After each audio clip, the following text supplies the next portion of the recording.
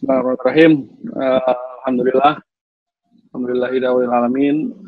Bapak Ibu pemirsa Jejak Imani TV yang Allah muliakan, karena memang sekarang lagi musimnya work from home akibat lockdown dari corona, jadi kita mengadakan semua kegiatan dengan telekonferensi ya, kalau jarak jauh. Nah, alhamdulillah kita akan ngupdate kondisi terkini di Madinah Al-Munawwaroh, juga Masjid Nabawi bersama guru kita nih, Ustadz Zakaria Alfian LC, yang sekarang tinggal di Madinah, terkunci di Madinah, nggak bisa kemana-mana karena lagi ada lockdown dari pemerintahnya.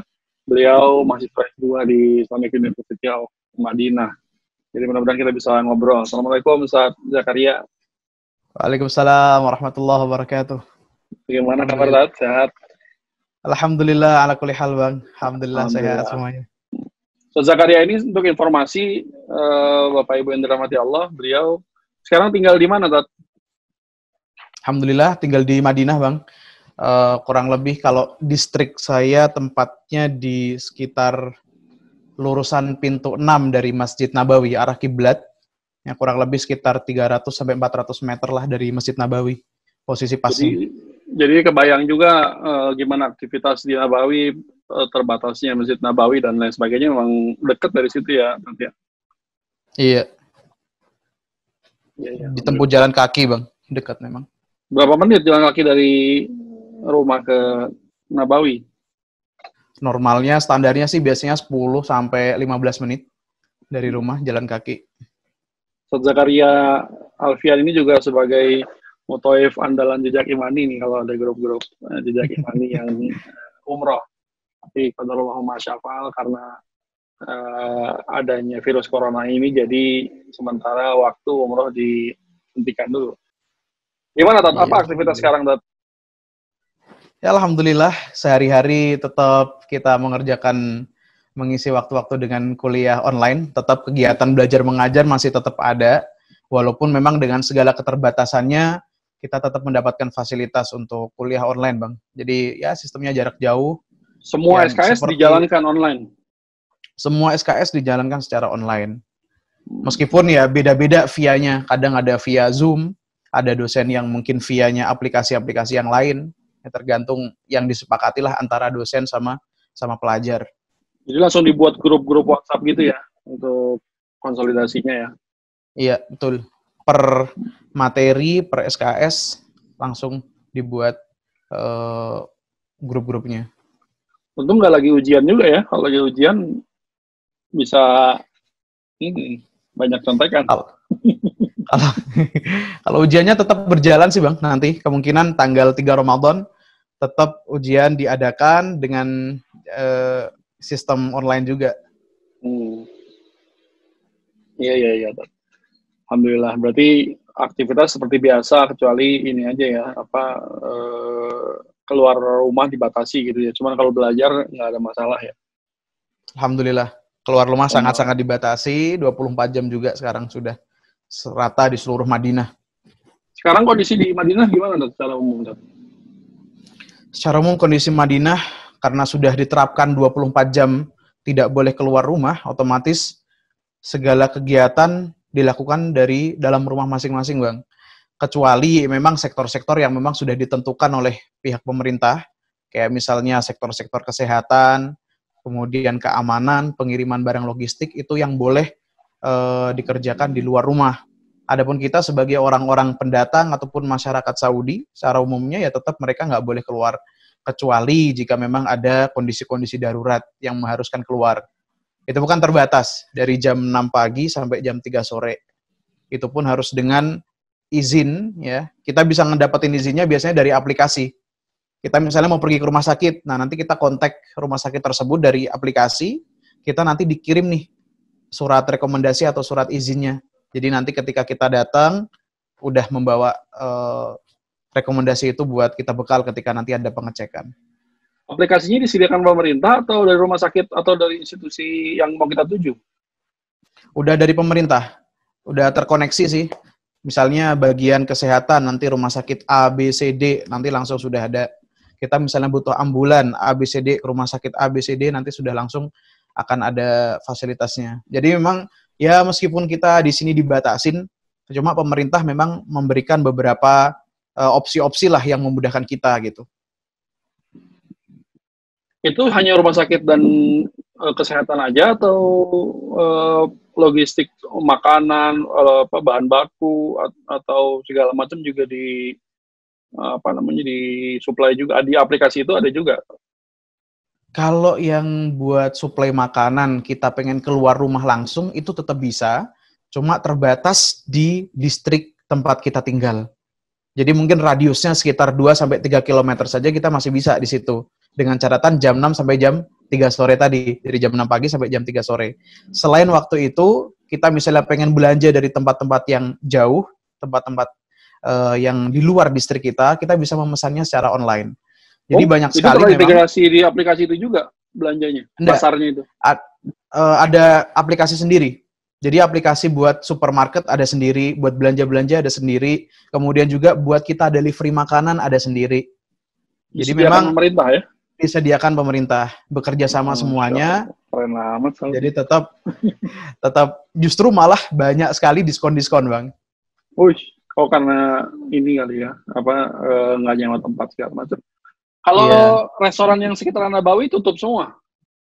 Tutup semua, karena memang di Nabawi kan senternya kan di Masjid Nabawi. Kalau Masjid Nabawinya nggak ada jamaah ya otomatis nggak ada konsumen kalau misalnya dibuka toko-toko ataupun restoran yang di sana gitu. Oke. Jadi aman lah ya, berarti di sana nggak begitu di lockdown, tapi memang segalanya bisa di delivery ke rumah gitu ya?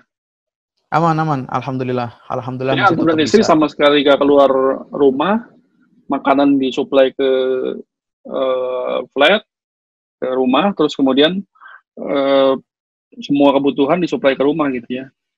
Iya, betul. Tapi mungkin beda cerita kalau misalnya mahasiswa yang tinggal di asrama, Bang. Kalau tinggal di asrama, mereka tetap bisa sih, kayak misalnya untuk delivery, cuma terbatas biasanya dari toko-toko yang ada di sekitaran kampus aja.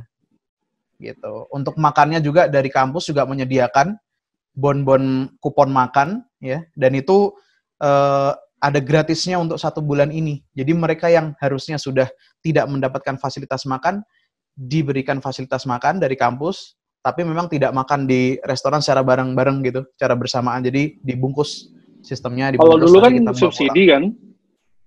Kalau dulu kan sistemnya subsidi kan? Kalau sekarang di full gitu ya, nggak ada subsidi. Maksudnya dibayarin full, nggak pakai sistem subsidi ya? Iya, untuk sementara 1 bulan ini. Mungkin nanti bisa 2 bulan ataupun 3 bulan, tergantung gimana perkembangan. COVID-nya. Iya. Jadi kebutuhannya dijamin juga gitu ya.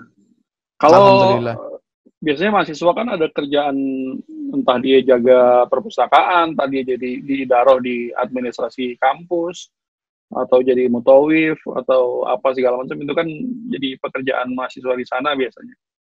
Nah kalau sekarang nggak ada pekerjaan, gimana? Apa ada subsidi uang juga dari pemerintah Saudi Arabia atau? Sementara kalau untuk pemasukan ya sama, Bang, off. Kalau untuk kita pendatang, tapi difasilitasin dari pihak pemerintah bagi mereka yang mungkin sudah punya keluarga atau membawa keluarga, mereka bisa mengajukan permintaan bantuan. Nah, jadi mungkin nanti akan disuplai Saudi atau Indonesia? Ke bagian aliansi-aliansi amal khair. Amal khair itu istilahnya kayak misalnya bagian lembaga zakat ataupun lembaga kebaikan, lembaga zakat macam itu, karena memang banyak sekali. Jadi sedekah sekarang banyak sekali. Jadi kita bisa mengajukan ke mereka.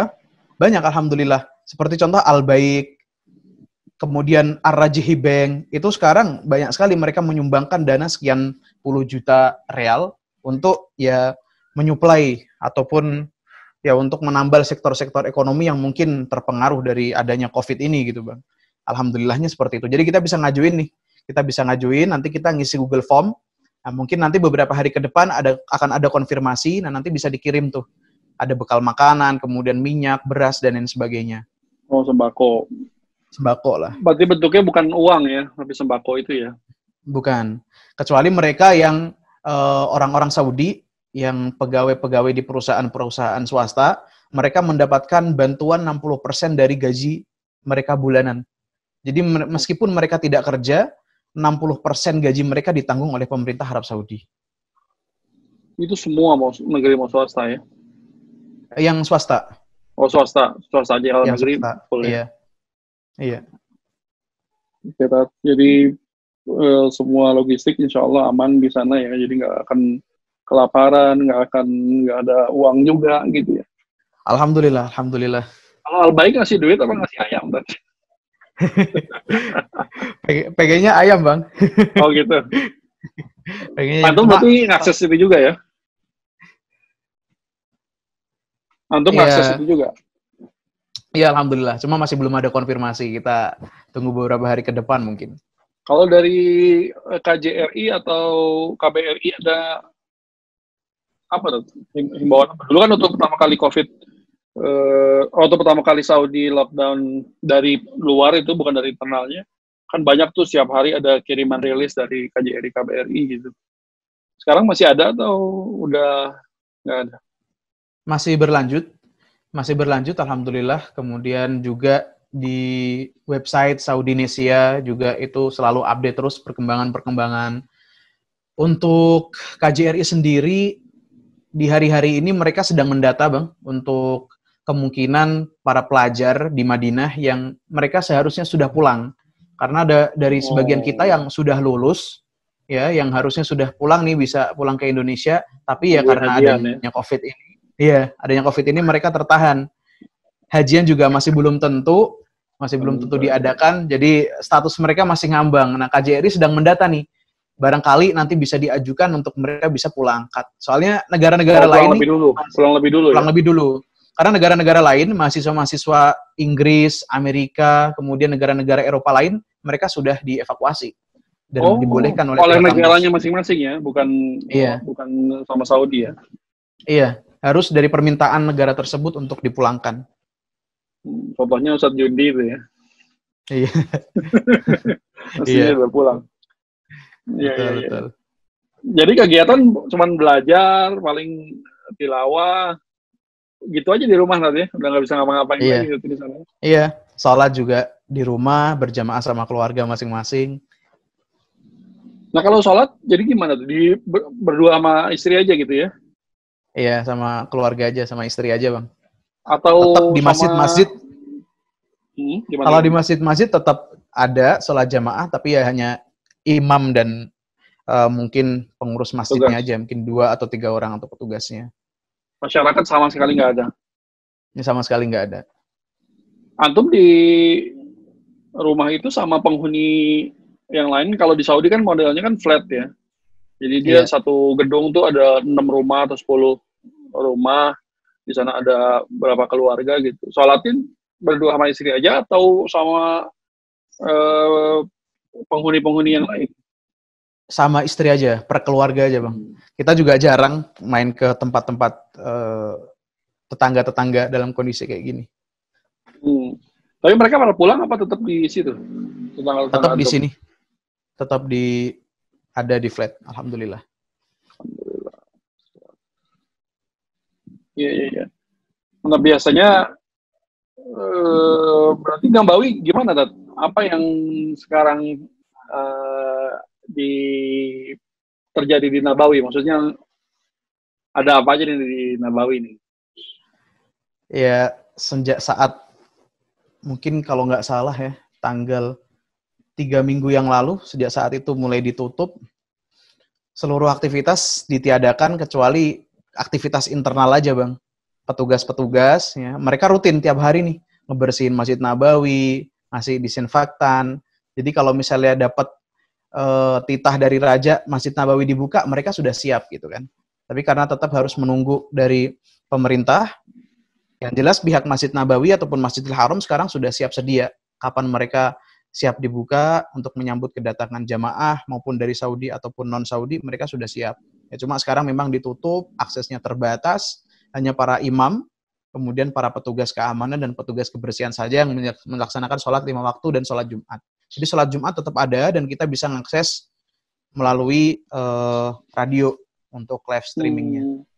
Jadi Nabawi tetap ada sholat Jumat, tapi hanya dilakukan sama petugas dan imam aja di situ ya.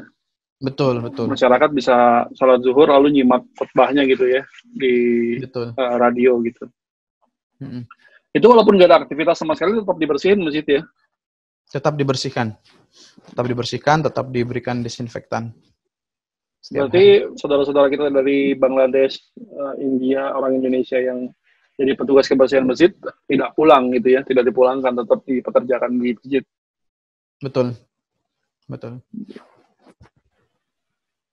Ya, tapi kalau kita lihat di WhatsApp group, di berbagai macam kanal itu kan viral tuh ada mahasiswa Ummul Qura Mekah yang dapat fasilitas di hotel gitu. Kalau mahasiswa Madinah gimana? Apakah dihotelkan juga atau tetap disakan? Alhamdulillahnya sampai saat ini belum ada kasus mahasiswa yang terjangkit ataupun positif COVID-19. Jadi memang belum ada yang dikarantina, Bang. Kita masih tindakan preventifnya kita lakukan secara internal. Benar-benar kampus itu tidak bisa keluar ataupun tidak ada yang bisa masuk di kampus sendiri. Jadi alhamdulillah sekarang masih aman, ya, kecuali logistik. Beberapa waktu sempat ada yang diduga suspek karena ada beberapa ambulan datang ke kampus. Ternyata itu bukan suspek ataupun positif, itu hanya simulasi dari pihak yang diadakan dari pihak kampus jika seandainya nanti terjadi sesuatu yang tidak diinginkan, ada yang positif misalnya. Berarti di Mekah itu yang dihotelkan itu ada kasus berarti? Karena ada kasus, ada beberapa orang yang memang sudah dinyatakan positif. Kalau yang mahasiswa itu ya? Mahasiswa, betul. Oh, makanya kampusnya disterilisasi, terus kemudian mahasiswanya diungsikan ke hotel, lalu kampusnya disterilisasi gitu ya? Betul, betul. Oh, itu kasusnya. Ya.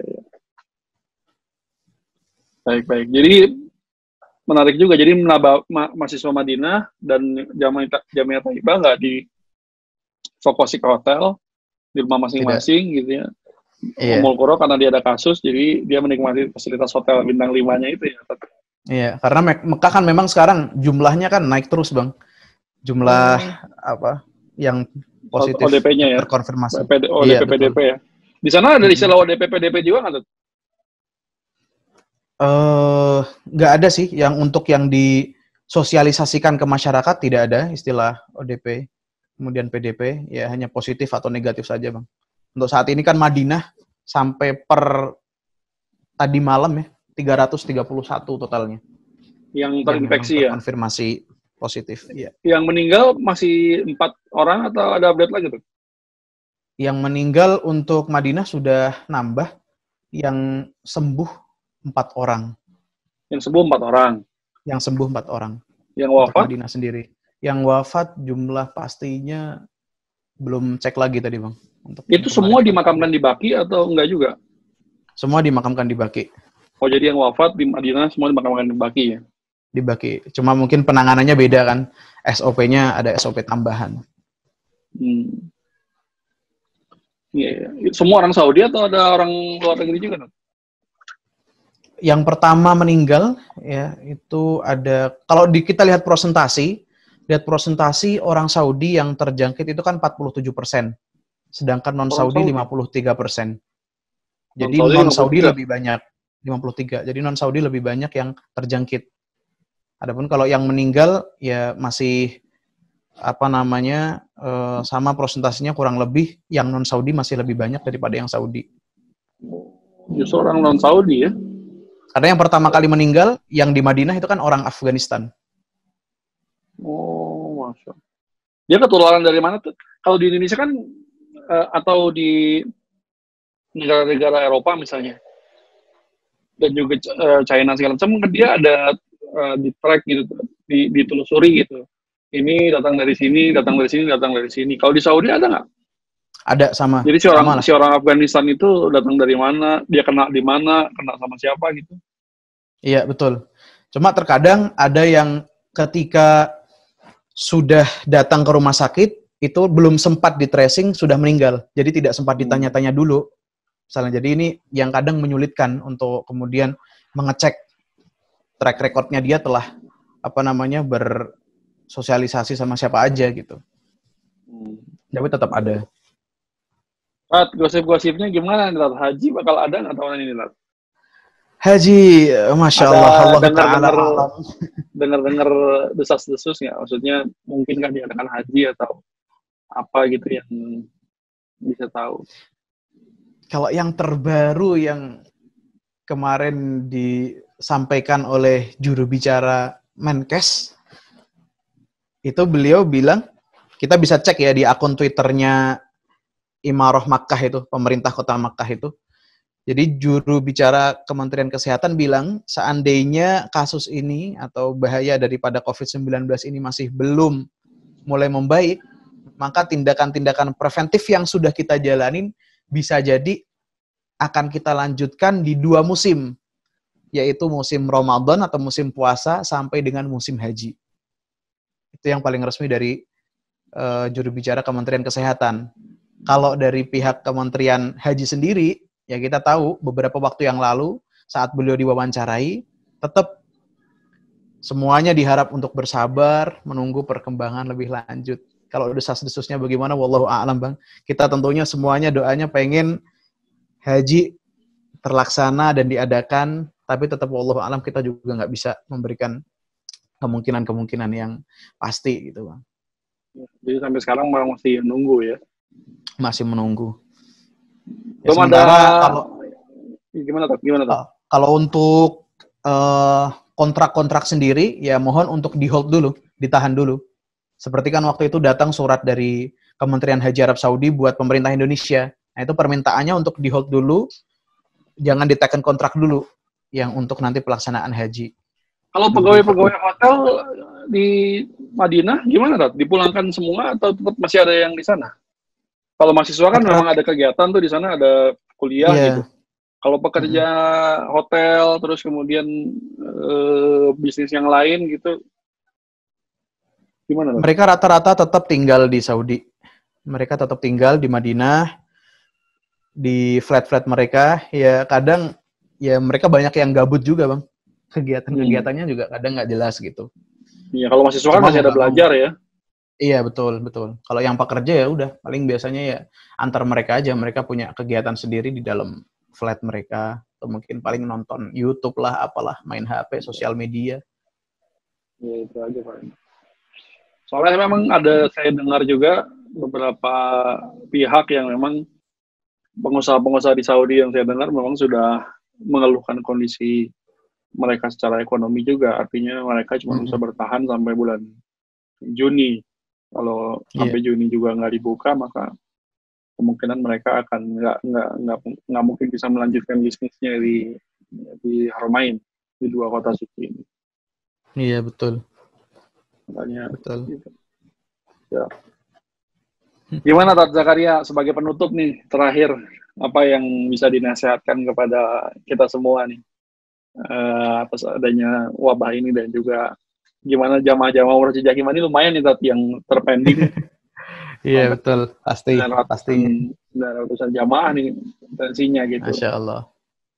Jadi gimana Tat? Ada nasihat apa Tat untuk kita nih? Ya mungkin kita bisa sama-sama menasihatkan bagi diri kita, kemudian bagi jamaah sekalian, bahwasanya dalam kondisi seperti ini yang diminta ataupun yang bisa kita lakukan sebagai ihtisabul ajar untuk mendapatkan pahala adalah bagaimana kita bisa bersabar menghadapinya. Jadi innamas sabru yu'inu ala kulli amal, sesungguhnya dengan kesabaran itu insya Allah akan membantu setiap pekerjaan. Pekerjaan kita di sana diberhentikan, kemudian kegiatan kita mungkin mencari harta atau mencari nafkah diberhentikan. Tapi dengan kesabaran ini, ya insya Allah dengan kesabaran inilah yang kemudian akan Allah mengangkat bala ini atau mengangkat wabah ini. Jadi kembalilah intinya kita kepada Allah Subhanahu wa taala. Ya bersabar aja, diikutin segala himbauan-himbauan maupun arahan-arahan dari pemerintah setempat yang di Indonesia mungkin, kemudian juga yang di Arab Saudi ataupun di negara lain, karena tentunya itu insya Allah juga akan mendatangkan maslahat demi menjaga keamanan dan kesehatan diri kita masing-masing. Ya kurang lebihnya demikian sih Bang. Intinya kita bersabar aja, dan insya Allah fiqh bi rabbik. Kata berbagai ulama, banyak ulama yang mengatakan fiqh bi rabbikum atau fiqhu bi rabbikum. Percayalah kalian kepada Tuhan kalian, kepada Allah kalian. Fa inna ma'al usri yusra. Karena sesungguhnya setelah datang kesusahan, insya Allah akan ada kemudahan di sana. Nah, itu kita perlu yakini dan itu perlu kita imani. Kita hadapi dengan sabar dan terus positive thinking. Kita jauhkan pikiran-pikiran negatif kita, tetap waspada, tapi juga kita tidak keterlaluan, tidak lebay. Ya, kurang lebihnya kayak gitu. Kalau ulama-ulama di Madinah masih aman ya? Maksudnya belum ada yang terkabarkan terinfeksi ya? Alhamdulillah belum ada. Masyayikh juga, syekh juga masih masih tetap untuk mengajarkan ilmu-ilmunya lewat kajian-kajian online. Live streaming. Jadi para pengajar yang selama ini ada di Masjid Nabawi juga mereka ada menjalani kelas itu ya, tetap ada kajian online gitu ya. Alhamdulillah, bahkan dengan adanya kasus seperti ini, yang ikut kajian online pun semakin bertambah dan waktunya juga semakin panjang, Bang. Kita juga bisa temukan beberapa halaqah hadis ya. Halaqah hadis itu dimulai dari jam setelah Isya sampai jam 11 malam, sampai setengah 12 malam. Alhamdulillah. Itu di luar materi kuliah ya? Di luar materi kuliah. Ini adalah halaqah-halaqah ataupun kajian-kajian tambahan yang bisa kita dapatkan. Jadi tetap halaqah yang biasa ada di Nabawi itu? Iya, halaqah yang biasa ada di Nabawi. Dengan keterbatasan ini semua, kita di lockdown, masyayikh tetap mengajarkan dan mengamalkan ilmunya lewat kajian-kajian online tersebut, dan kita tetap bisa mengambil faidah dan beristifadah kepada beliau-beliau. Hafizahumullah. Siapa? Jazakallah sanal jazakat untuk waktunya. Ini sama-sama. Bentar lagi masuk kuliah tadi ya? Iya, insya Allah jam 8 nanti. Ya, kurang lebih 45 menit lagi insya Allah, Bang. Saling mendoakan, Bang ya. Saling mendoakan kita. Allah menjaga kita semuanya. Mudah-mudahan sehat selalu. Di sini memang angkanya naik terus ya, kan. Ya, mudah-mudahan dengan adanya kebijakan baru dari pemerintah, mudah-mudahan bisa menekan juga angka di sini. Sempat sepi kemarin Jakarta dan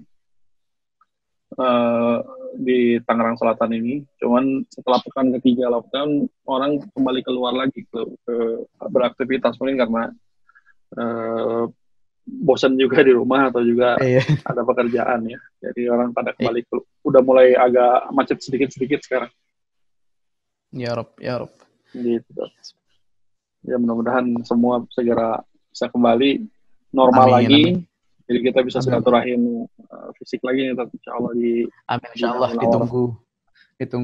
ditunggu silaturahim di kota Madinah, di kota Nabi, insya Allah. Itu paling jazakallah khairan atas waktunya, mudah-mudahan sehat selalu bersama istri juga.